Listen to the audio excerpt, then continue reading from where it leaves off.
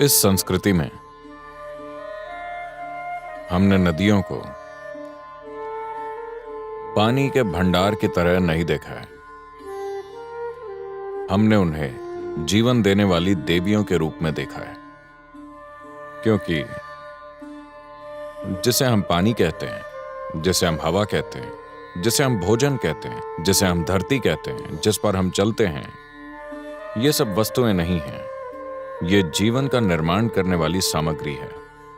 इस संस्कृति में हमने कभी कहीं और मौजूद अनजान भगवानों की पूजा नहीं की। भारत में कभी कोई ऊपर बैठा एक सबसे बड़ा भगवान नहीं रहा। सारे देवता जिनकी हम पूजा करते हैं वो ऐसे लोग हैं जो कभी ना कभी इस धरती पर चल फिर चुके हैं।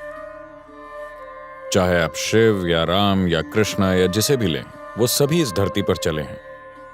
उन्होंने भी सभी कष्ट और परेशानियां सही हैं जो हर इंसान सहता है, और उससे भी कहीं ज्यादा। जिसे आप महाभारत के रूप में जानते हैं, वो शुरू से आखिर तक जबरदस्त उथल पुथल थी।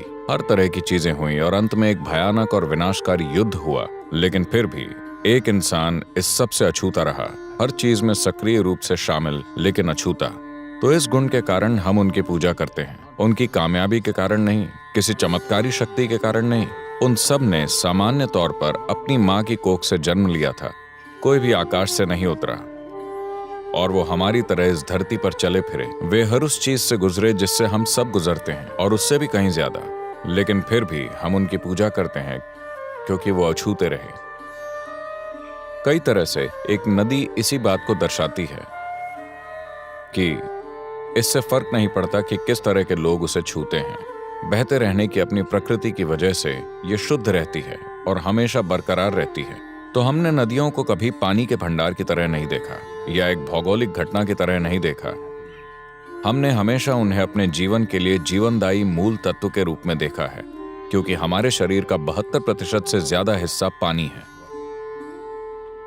इस ग्रह का ही 70% से ज्यादा हिस्सा पानी है। तो इस संदर्भ में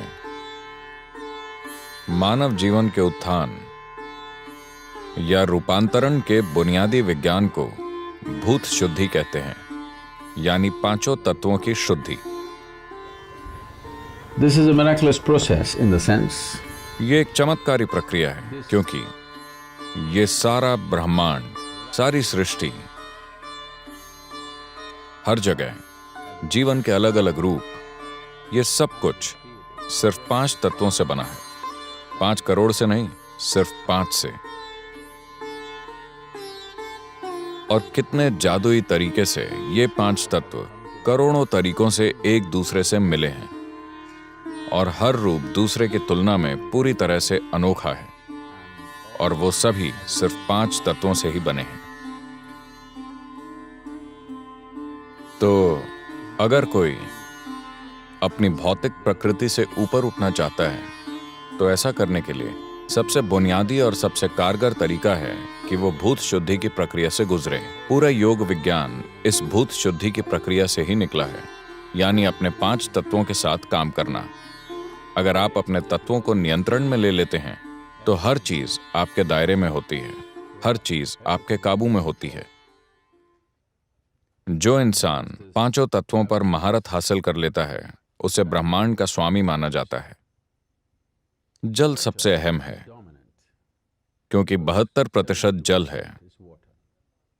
अगर हम इस शरीर में जल को शुद्ध और अच्छा रखते हैं, तो सेहत और खुशहाली का ख्याल अपने आप हो जाता है।